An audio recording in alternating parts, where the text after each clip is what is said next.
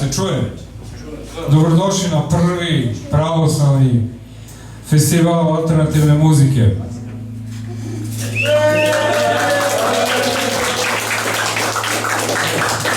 Ovo je jedan istorijski trenutak, ova ideja je živjela u 20 godina i konačno smo Hadži Nikola Milović iz Eskatona, moj kolega i teolog iz Beograda, rešili da krenemo sa ovom pričom. Mi imamo ovaj zimski humanitarni festival, ovo je prvi, vezan za pravoslavlje, za hršćanstvo, za etiku hrišćanske ljubavi i dobrote, tako da su pozvani svi da učestvuju na ovom festivalu, koji šire kroz svoju muziku i kreativnost, pozitivne vibracije i posebno ako su vezani za hrišćanski etos.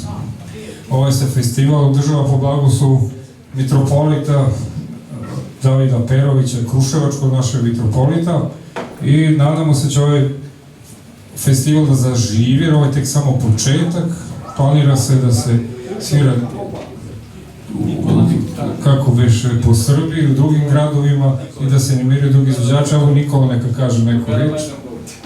Evo, pomaže.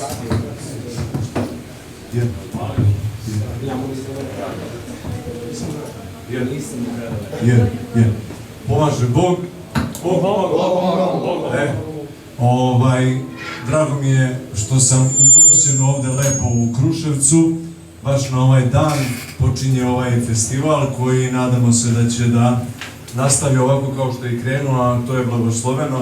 Neko bi rekao da je čudno u ovom ambijentu i sa ovim ljudima, ali vi ste dragoceni isto kao što su i naši bendovi i mi ćemo to pokazati. Ja se nadam u narednim svirkama i narednim događajima i opravdat ćemo sigurno taj blagoslov, jer već, evo, kao što je rekao, ima 20 godina radimo na ovom polju i sada je red da ti plodovi dođu na videlo.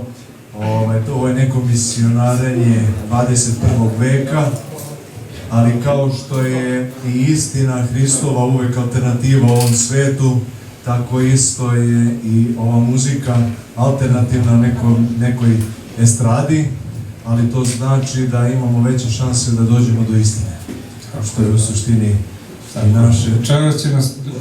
Večeras će nastupiti 3 benda Eleven, kao što znate, to smo mi. Onda Hadži Nikola Milović ispred benda Eskaton iz Beograda, fantastičnog benda, nažalost nisu mogli svi da dođu, pa će samo on na matici, i na kraju Stavros, svi ih znate, pa ajmo jedan aplauz za sva 3.